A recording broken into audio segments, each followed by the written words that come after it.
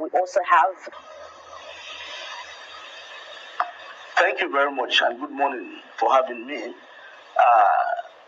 To begin with, the military personnel or the armed forces is an establishment of men and women who have been, by virtue of their training, transformed into practitioners of violence and managers of coercive forces to be able to defend the territorial integrity, to be able to protect the country from espionage, from subversion, from external aggressions. And by virtue of their training, they are trained to be martial, to be kinetic. And when you stretch them into internal security management in the manner that we have within the country at the moment, where internal security agencies like the Nigerian Police Force, the Department of State Services, the Nigerian Security and Civil Defense Corps, etc., have been overstretched, there is therefore the need to create a holding environment so that the military and civilian institutions and agencies can work together harmoniously to minimize interagency rivalry, to minimize collateral damages, and to minimize frictions and conflicts in the manner that we saw in that viral video. Because having been drawn and stretched into internal security management, it's a joint operation environment, and the context is different from the conventional warfare. And that is why we have been working assiduously to deepen that civil-military cooperation so that all parties within the national security environment can work together to enhance the overall objective of national security and development. Right. Having provided an overview of the psychology of a military personnel, and of course, in the new environment he's found himself, as an organization, we viewed the incidents, and it was quite disturbing to us, and it will be distressing to any thinking mind. However, the armed forces hierarchy, particularly the acting chief of army staff, has ordered an investigation into the matter.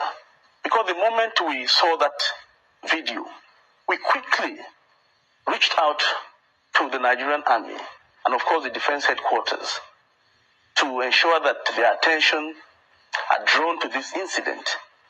And we welcome the promptness and the urgency, the swiftness with which the acting course ordered the investigation. It speaks to the fact that the military themselves took it quite seriously.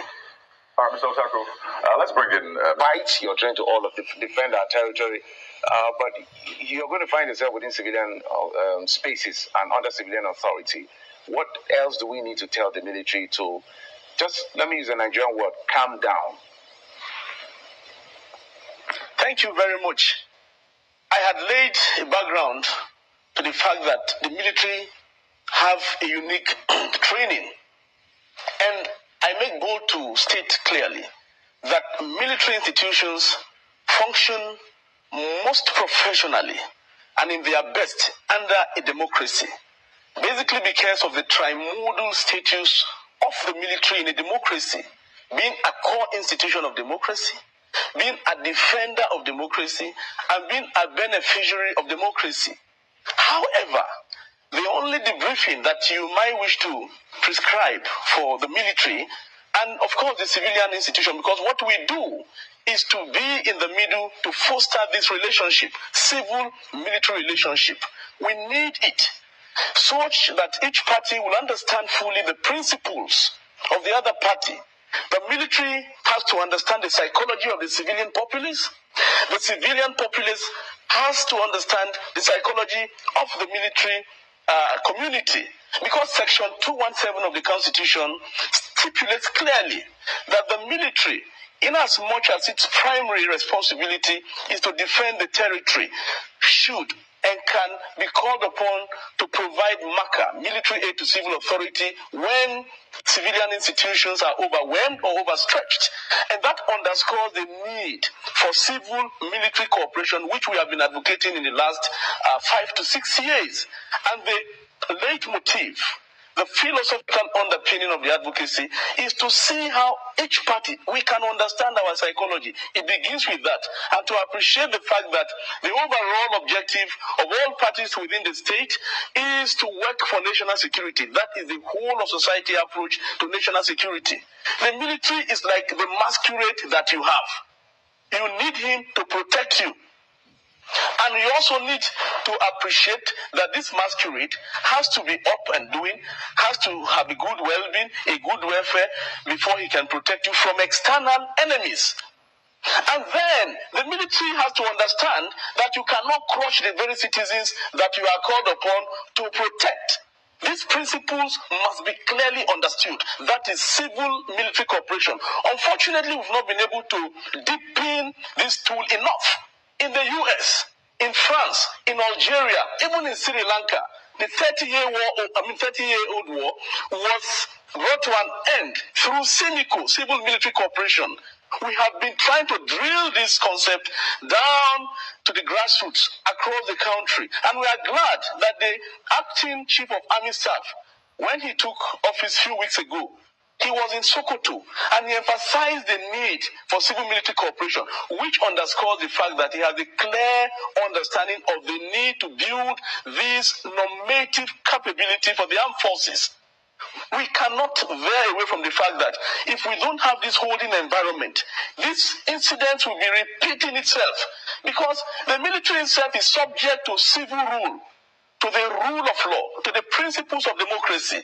And therefore, the military cannot function effectively, professionally, if it does not abide by this rule. But to be able to abide fully by this rule, we need to deepen, we need to strengthen civil-military cooperation. And we are equally glad that in the light of our series of engagements, all the services of the armed forces today, from the Nigerian Army to the Nigerian Navy, to the Nigerian Air Force, to the defense headquarters, have established civil-military departments or units effectively running, and has opened the door so that we can channel some of these grievances through this department to the military hierarchy for attention.